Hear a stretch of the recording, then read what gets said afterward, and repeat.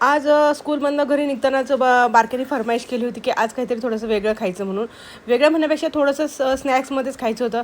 म्हणून म्हटलं चला आज त्याला भेळ खायची होती, म्हणून येतानाच भेळीचं मटेरियल घेऊन आले होते. म्हणजेच चुरमुरे शेव वगैरे घेऊन आले होते. घरी आल्यानंतर सर्वप्रथम त्याला भेळ करून दिली, तेव्हा तो शांत बसला. आणि मुलांचं कसं खाणं थोडं असतं, पण त्यांना असं चटपटीत आणि छान छान लागतं खायला. म्हणून म्हटलं चला ठीक आहे, त्यांना दुपारी भेळ करून आणि सगळं काम आवरल्यानंतर संध्याकाळी देवपूजा वगैरे केली छानपैकी अशी.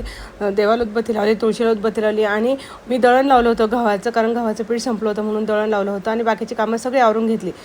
तर संध्याकाळच्या स्वयंपाकामध्ये आज करायचं होतं भरलं वांगं करायचं होतं. आणि अशा पद्धतीने वांगं किरणं खरंच खूप छान आणि खूप टेस्टी लागतं.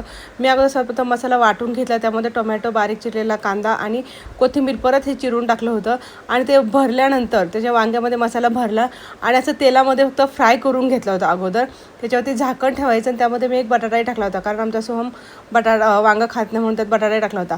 आता हे छानपैकी आपल्या तेलामध्ये परतून घ्यायचे, थोडं एक 5 मिनिटं झाकण टाकून ते मंद आचेवरतीच आपल्याला परतून घ्यायचे. ते छान असं मस्तपैकी त्याच्यामध्ये तेल सुटतं आणि हे तेल सुटल्यानंतर आपल्याला राहिलेला मसाला ॲड करायचा आणि जेवढं आपल्याला रस्सा हवा आहे तेवढंच पाणी त्यात टाकायचं आपल्याला. हे तर खूप छान आणि खूप टेस्टी लागते अशी भाजी खायला.